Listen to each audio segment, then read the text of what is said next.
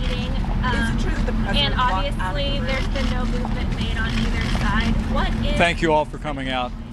We'll make a few brief remarks and then happy to answer a few questions. We just ended a very short meeting in the Situation Room. The president invited the Republican and Democratic leadership here to Capitol Hill because we are facing not only a partial government shutdown, but we are also facing a humanitarian and security crisis at our southern border. This past week, the president and I and these leaders met on 2 separate occasions. All those in the room directed staff to spend the entire weekend working over proposals. At the president's direction, we incorporated Democrat ideas and language in our proposal and made an offer to resolve this impasse and address the crisis at our southern border.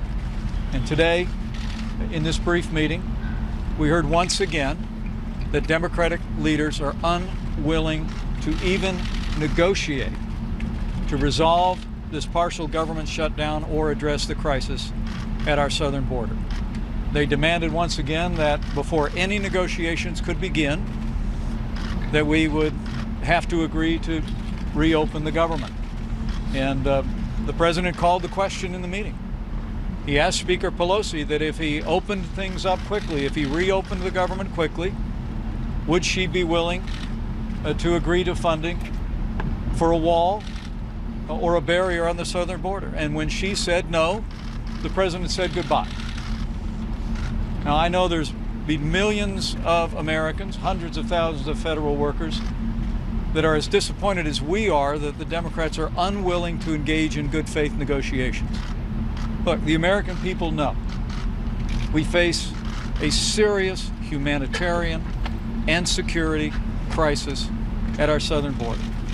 And this president, our entire administration, working with these Republican leaders, is going to continue to drive forward to bring about the kind of reforms that will see to the safety and security of the American people.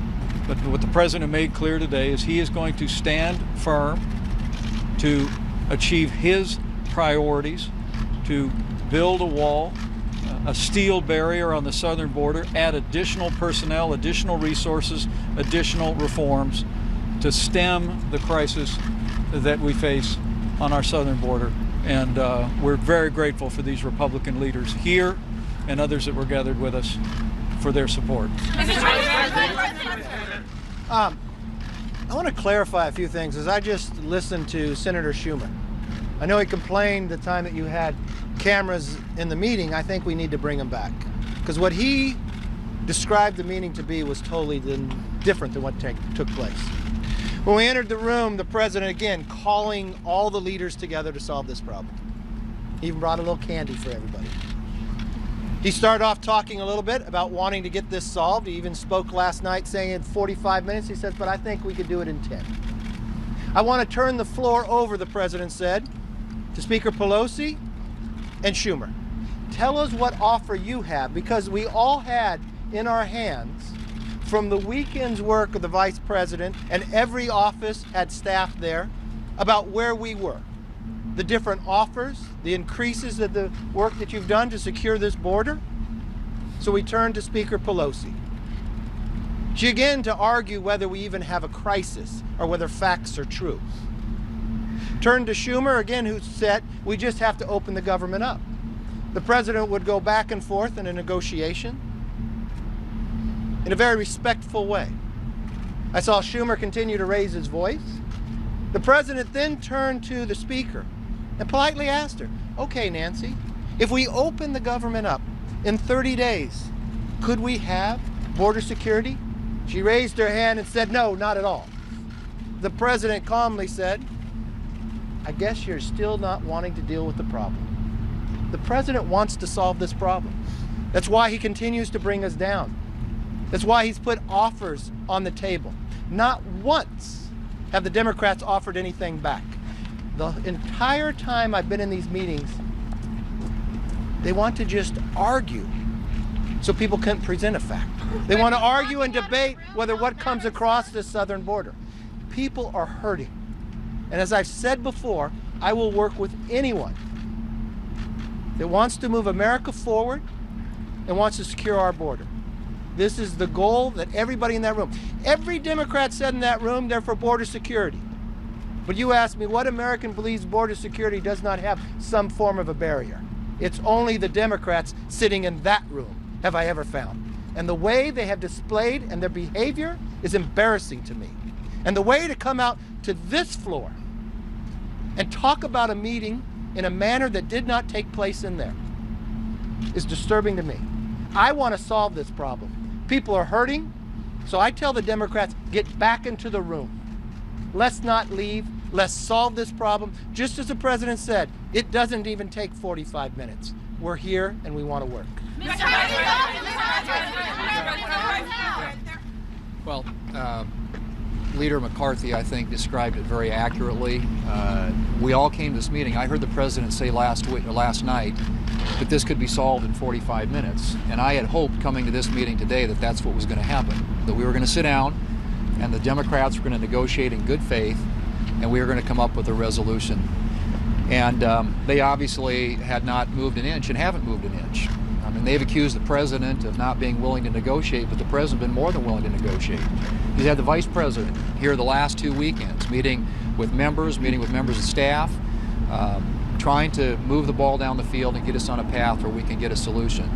And the answer today to the president's question, and that is exactly how it was phrased, and that is that Speaker Pelosi, if I were to open up the government today, 30 days from now, would you support any funding for border security, for a wall? And she said no. And I think the president clearly interpreted that, as he rightly should have, as clear evidence the Democrats have no interest right now in trying to solve this problem. They clearly want the political issue.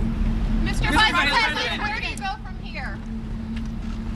Well, first of all, I thought the president was very calm in trying to continue to put different options on the table to solve this serious crisis at our border. Last night he laid out some of the problems and challenges that we're facing as a country and how we can get a solution. Today what he did was start to offer some more ideas. And look, our teams worked over the weekend, and we can talk about terms all day long, but at some point the other side has to put a counteroffer on the table. No is not a valid answer if you're serious about solving this problem. And so as the president started off laying out not why he wants $5.7 billion, but why the experts who are tasked with securing our nation have said it's going to take $5.7 billion to secure the border and deal with this crisis, including building a wall. When Nancy Pelosi last week, her only answer was to jokingly say she'd support $1. Now, the American people who are watching this shutdown, the families who are going to be missing paychecks this week, it's not fair to them to jokingly say you're going to willing to only offer $1 to solve this problem when you haven't given any serious, credible counteroffer. The president's laid out many different options. The president's even said he'll change the definition of a wall to work with Democrats. He'll move off of the number. He even sent the vice president down weeks ago to offer a negotiation that would involve a lower number than what our national security experts have said. And not one single time have the Democrats offered a counter other than to say $1. And so today when the president, and by the way, nobody slammed their hand on a table, to mischaracterize some of the things that happened in that meeting is not fair to this process. But at the same time, when the president looks at Nancy Pelosi and says, if I give you another 30 days, will you be willing to support some funding for a wall to secure the border? And she says no. Not, well, maybe a little bit more than $1, not some serious counteroffer, but just flat out no. That's not an acceptable answer to a serious crisis at our border, where we're seeing people dying, where we're seeing the drugs that are pouring in, and the families all across this nation that are being touched in a very negative way by the drugs and the opioids. When you're going to see paychecks being missed, and there's a quick way to solve this problem, and not once have the Democrats offered a single counteroffer. And the president's offered multiple times to negotiate in good faith, and the Democrats haven't given one counteroffer. That's not an acceptable answer. They need to come back to the table with some kind of serious, credible alternative. Mr. President, Sure. Just quickly to add, I think on behalf of the Department of Homeland Security, I'm just thoroughly disappointed this is a crisis. It is a humanitarian crisis. It is a security crisis. And the reality is that walls work. Everywhere we have put up a wall, illegal immigration has been reduced 90 to 95%. Do you want to stop the smuggling between ports of entry? You need a wall. Do you want to stop the human misery that's pulled between the walls? You need a wall. We have addressed the ports of entry. The Vice President worked all weekend personally with congressional staff.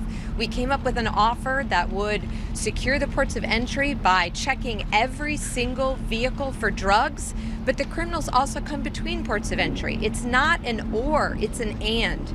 We need security at the ports of entry, and we need security between the ports of entry. So I will let you take questions, sir, but this is a crisis. It's up to the United States Congress to do their job, take the leadership that the Vice President and President are taking, and fix this on behalf of all Americans. Please, I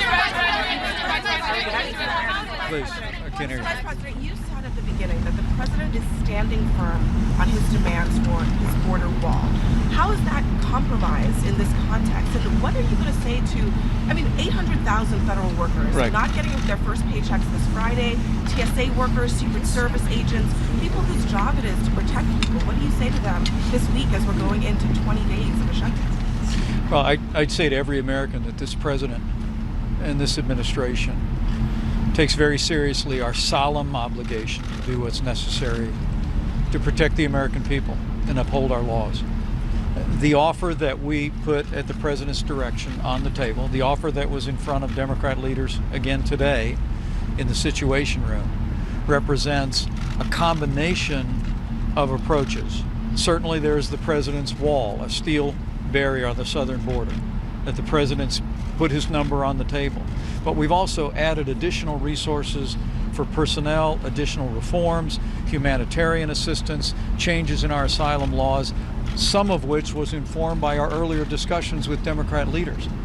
We've been working in good faith over the last 3 weeks to resolve not just this partial government shutdown, but to address what is an undeniable crisis at our southern border.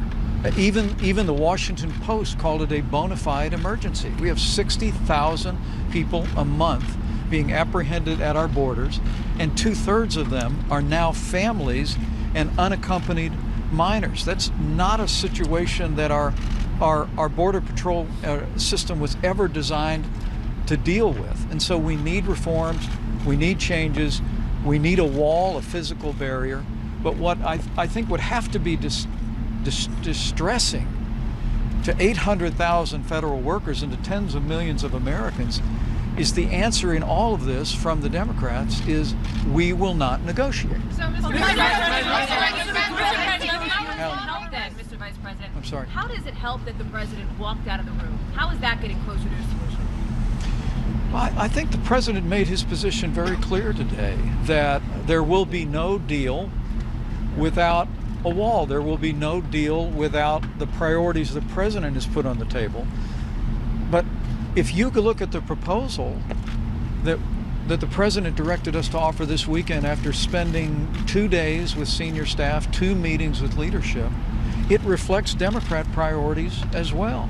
But frankly, as we continue to hear about the idea that Congress, and I know there'll be votes tomorrow, that the House will take up bills to open portions of the government, and the president literally called the question. He said, if I opened up the government quickly, would you agree to border security and a wall? The Speaker of the House said no. And at that point, I think the president thought there was no longer any reason to be talking at this meeting. But as we said afterwards, and we had conversations with the leaders before they left, is we hope they will come back to the table. I'd say to every American looking on who shares our frustration, call your congressman, or call your senator. If you think the Democrats should be negotiating in good faith to resolve this partial government shutdown and to address the humanitarian and security crisis at our southern border, then you ought to call your congressman, call your senator, tell them come back to the table, and I will tell you the door here at the White House is wide open. We're ready to sit down with these leaders and with Democratic leaders and resolve this issue. My question to you is that now Democrats said that the president was slamming his hands on the table and that he walked out. Can you talk a little bit about? Can you just categorize what the president did in the meeting? And also, are we any closer than you think to having a national emergency declared if the meetings are going like this and they're so contentious? Well, the president walked into the room and passed out candy. It's true. Never raised his voice. But I don't recall him ever raising his voice or slamming his hand. Never put that up. But this is a president who feels very strongly about his commitment to see to the security of the American people. He brought the whole issue of illegal immigration to the center of the national debate when he sought this office. And we actually saw a decline in illegal immigration at our southern border in our first year in office. But the reality is, because of the lack of reforms, because of the lack of a wall, because of the loopholes in our laws today, we are now seeing a precipitous rise in families and unaccompanied children being driven by human traffickers and cartels, individuals who are exploiting vulnerable families, encouraging them to make the long and dangerous journey up the peninsula. And you could hear the president say this is a crisis of heart and soul. He feels this passionately. And he left the room today because Speaker Nancy Pelosi said that even if he gave her what she wanted, she would never agree to the border security priorities that we have on the table, and that was unacceptable. Right here. Mr. Vice President, is the president now closer to declaring a national emergency? Will he do it? I know the president's made it clear that he's looking at that. He believes that he has the authority to do it. Seems like but I think the president's belief, and I know it's the belief of these Republican leaders as well, is that Congress should just do their job. Look, politics is the art of the possible. I served in the Congress for 12 years. I remember times when there were strong feelings on emotions, but eventually leaders came together, sat down with presidents, oftentimes in opposite political parties. They heard each other's priorities, they negotiated agreement, and they moved forward. That's what the American people expect us to do today. But when the Speaker of the House comes to the table with the leader of the Democrats in the Senate, after we've made days of good faith negotiations with an offer on the table, and their only answer is they will not negotiate until we reopen the government. And when the president says, well, if I gave you exactly what you're asking for, would you agree to border security and a wall? And they say no. I think the American people deserve better. I think these leaders know the American people deserve better. And I can promise the American people, this president, Republicans in the House and the Senate are going to continue to stand firm until we get the resources and the reforms necessary to end the humanitarian crisis on our southern border, to end the security crisis on our southern border. Then and only then will we end this partial government shutdown. Are you going to meet lawmakers again?